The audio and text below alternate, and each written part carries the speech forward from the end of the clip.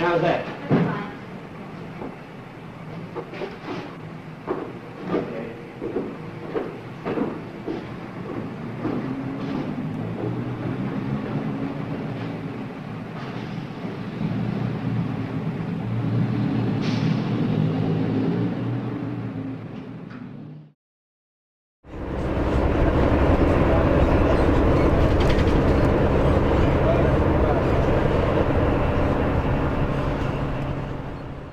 É meio-dia e 57 de sexta-feira, dia 4 de março.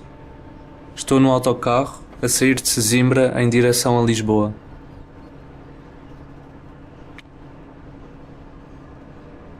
São 13h27 do mesmo dia. Estou na ponte 25 de Abril.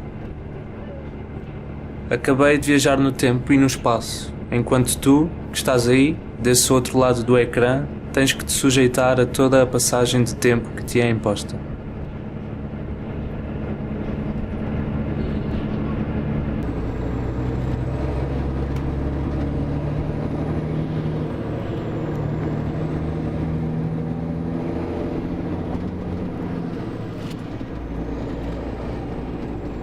São 10h17 do mesmo dia. Estava a ler um livro no caminho de volta para casa. O percurso de um autocarro é uma estrutura repetitiva. Há um deslocamento de uma caixa de metal de um ponto A para um ponto B e de um ponto B para um ponto A. Porém, apesar de toda a repetição que compõe este percurso, existe sempre uma variação entre os vários elementos que o constituem. Próxima paragem, Laranjeiro, Centro. Durante uma viagem, estabelecemos uma relação com vários dos elementos que operam no espaço do autocarro. A janela torna-se num grande ecrã que revela imagens em movimento. Encontram-se alguns objetos esquecidos ou deixados de propósito nos bancos ou no chão. Algumas coisas escritas nos vidros. Pessoas a entrar e a sair. E uma das situações que acho mais curiosas, dão-se uma série de variações de luz natural e artificial que têm uma influência direta na própria paisagem, tendo a capacidade para a transformar fortemente. Um exemplo será o dia e a noite. Durante o dia é possível olhar para as várias árvores que envolvem toda a estrada da Apostiça, à saída de Sesimbra. Mas durante a noite, neste mesmo sítio, às 10h37, não havendo qualquer iluminação exterior, o reflexo no vidro das janelas parece prolongar o espaço do autocarro para fora dos seus limites. A relação com a paisagem exterior torna-se quase igual à paisagem interior. É como se estivéssemos a viajar pelo vazio.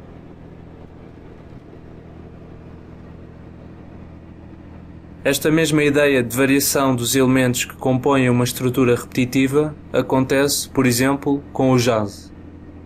Um tema de jazz é geralmente constituído por uma repetição de uma mesma estrutura, ou seja, há um conjunto de acordes e melodias que se vão repetindo ao longo de um tema, mas ao mesmo tempo os músicos criam uma série de improvisações dentro da composição, introduzindo elementos novos e inesperados, nunca quebrando com a estrutura da música.